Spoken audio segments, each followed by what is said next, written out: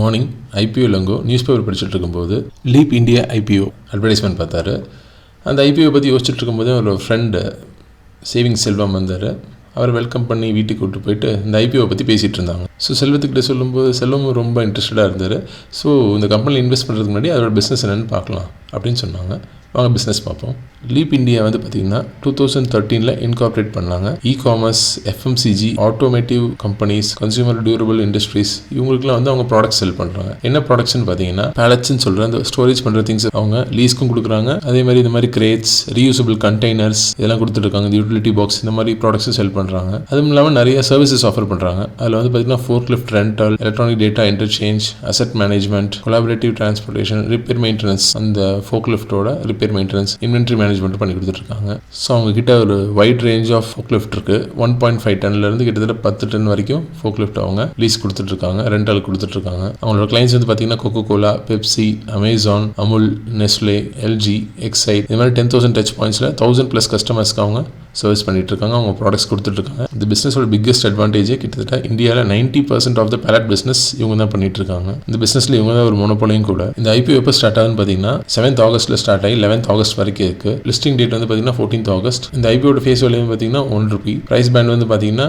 ₹151 ₹159 வரைக்கும் இருக்குது. ஒரு லாட்டில் 94 ஷேர்ஸ் வருது. ஸோ இந்த ஐபிஓட டோட்டல் சைஸ் பார்த்தீங்கன்னா 2480 கோடி. அதில் ஃப்ரெஷ் இஷ்யூ புது ஷேர்ஸ் இஷ்யூ பண்ணுறது பார்த்தீங்கன்னா 480 கோடி. Offer for sale existing share holders அவங்க ஷேர்ஸை 2000 கோடிக்கு அவங்க ஷேர்ஸை செல் பண்ணுறாங்க. கம்பெனியோட ஃபினான்ஷியல்ஸ் பார்ப்போம்.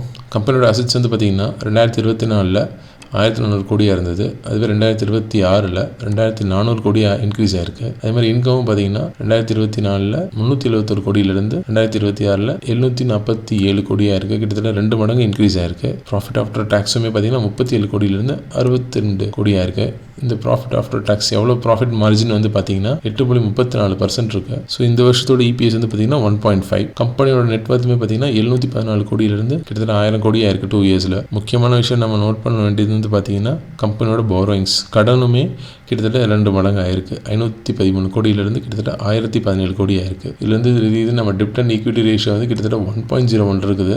ஸோ இதுதான் நம்ம நோட் பண்ண வேண்டிய ஒரு முக்கியமான விஷயம். கம்பெனியோட return on equity 6%, return on capital employed 19.06%, return on net Worth 6%. கம்பெனியோட கரண்ட் இபிஎஸ் பார்த்தீங்கன்னா கிட்டத்தட்ட 1.5 நம்ம டிஸ்கஸ் பண்ணணும். அதுவே பார்த்தீங்கன்னா போஸ்ட் ஐபிஓக்கு அப்புறம் அது 1.42 மாறிடும். அப்போ அதோட பி ரேஷியோ பார்த்தீங்கன்னா ஐபிஓக்கு முன்னாடி 104.6, ஐபிஓக்கு அப்புறம் பார்த்தீங்கன்னா 111, கிட்டத்தட்ட 112, ரொம்ப அதிகமாக தான் இருக்குது பி ரேஷியோ. கம்பெனியோட அட்வான்டேஜஸ் பார்த்தீங்கன்னா மோனோபோலியான பிஸ்னஸ். ஸோ அதுதான் பிக்கெஸ்ட் அட்வான்டேஜ். அதுதான் இவ்வளோ பி ரேஷியோவில் லிஸ்ட் பண்ணுறதுக்கு அவங்களை புஷ் பண்ணியிருக்குன்னு நினைக்கிறேன். இப்போ இந்த கம்பெனியில் இருக்க ரிஸ்க் என்னென்னு பார்க்கலாம். ஃபர்ஸ்ட் பார்த்தீங்கன்னா தேர்ட் பார்ட்டி மேனுஃபேக்சரர்ஸ். கம்பெனி அவங்களோட பேலட்ஸ்க்கு அவங்க தேர்ட் பார்ட்டி மேனுஃபேக்சரர்ஸ் அண்ட் சப்ளைஸை நம்பியிருக்காங்க.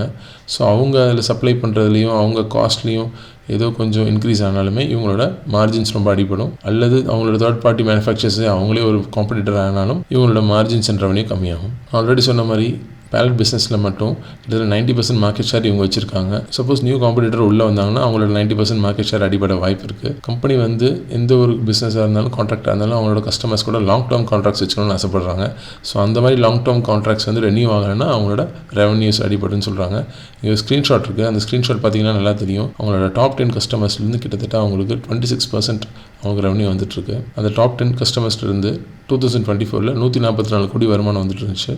இப்போ அதுவே பார்த்தீங்கன்னா அந்த டாப் 10 கஸ்டமர்ஸ்லேருந்து 2026 194 கோடி வருது. ஸோ நல்லாவே இன்க்ரீஸ் ஆயிருக்கு. அதே மாதிரி டாப் 11 to 50 கஸ்டமர்ஸில் பார்த்தீங்கன்னா கிட்டத்தட்ட 28% அவங்களுக்கு ரெவன்யூ வந்துட்டு இருக்கு. அதுலேருந்து டாப் 51 100 கஸ்டமர்ஸ்லையும் அவங்களுக்கு கிட்டத்தட்ட 15% கிட்ட வருது. அதர் கஸ்டமர்ஸ்லேருந்து அவங்ககிட்ட 31% கிட்டத்தட்ட அவங்களுக்கு ரெவன்யூ வந்துட்டு இருக்கு. இதுலேருந்து கம்பெனி அவங்க கஸ்டமர்ஸை நல்லா ஹாப்பியாக வச்சுருக்காங்கன்னு தெரியுது. சப்போஸ் மார்க்கெட்டில் எந்த ஒரு நியூ டெக்னாலஜி வந்தாலும் இவங்களோட ரெவன்யூ டிஸ்டர்ப் ஆகும்னு சொல்கிறாங்க. ஸோ அதனாலேயே கம்பெனியுமே பார்த்தீங்கன்னா கிட்டத்தட்ட அவங்களோட ரெவன்யூவில் 1.54% நியூ டெக்னாலஜிஸில் இன்வெஸ்ட் பண்ணுறாங்க. ஸோ இது ஒரு நல்ல நியூஸ் தான். அடுத்த ப்ரைஸிங் என்னென்னு பார்க்கலாம். நம்ம இந்த ஐபிஓட ப்ரைஸ் பார்த்தீங்கன்னா 151 159 ரூபீஸ் வரைக்கும் இருக்குது. அதோட கரண்ட் பி ரேஷியோ பார்த்தீங்கன்னா 104. ஐபிஓக்கு அப்புறம் அதோட பி கால்குலேட் பண்ணி பார்த்தீங்கன்னா 111. ரொம்ப அதிகமாக ப்ரைஸ் ஆயிருக்கு. ஏன்னா இது ஒரு மோனோபோலி பிஸ்னஸ் மாடல் அப்படிங்கிறனாலே இது ப்ரைஸ் பண்ணியிருக்கலாம் நான் நினைக்கிறேன். இதோட கரண்ட் கிரே மார்க்கெட் ப்ரீமியம் ₹20, கிட்டத்தட்ட 12% வந்துட்டு இருக்கு லிஸ்டிங் கெயின்ஸ். ஸோ லிஸ்டிங் கெயின்ஸ்க்காக அப்ளை பண்ணுறவங்க 3rd டே வரைக்கும் வெயிட் பண்ணுங்கள். நல்ல ஜிஎம்பி இருந்தால் இதுக்கு மேலே இருந்தால் பண்ணுங்கள். இது கம்மியாக இருந்தால் கொஞ்சம் உங்களோட டெசிஷன்ஸை திங்க் பண்ணிவிடுங்க. அதே மாதிரி long term investors, cash surplus உள்ளவங்க, ரிஸ்க் எடுக்கிறவங்க, ஃபேன்சி பிஸ்னஸ் மாடலாக இருக்குன்னு நினைக்கிறவங்க மட்டும் இதை கன்சிடர் பண்ணுங்கள். உங்கள் ஃபினான்ஷியல் டிசிஷன்ஸ் எடுக்கிறதுக்கு முன்னாடி உங்கள் செபி ரெஜிஸ்டர்ட் ஃபினான்ஷியல் அட்வைசர்கிட்ட டிஸ்கஸ் பண்ணிட்டு அப்புறம் பண்ணுங்கள். சேவிங்ஸ் செல்வத்துக்கு எல்லாம் புரிஞ்சுது, தேங்க்யூ நண்பா அப்படின்னு சொன்னார். ஸோ உங்களுக்கு இந்த வீடியோ பிடிச்சிருந்தால் லைக் பண்ணுங்கள், சேனலை சப்ஸ்கிரைப் பண்ணுங்கள். தேங்க்யூ ஃபார் வாட்சிங் this video. Have a good day.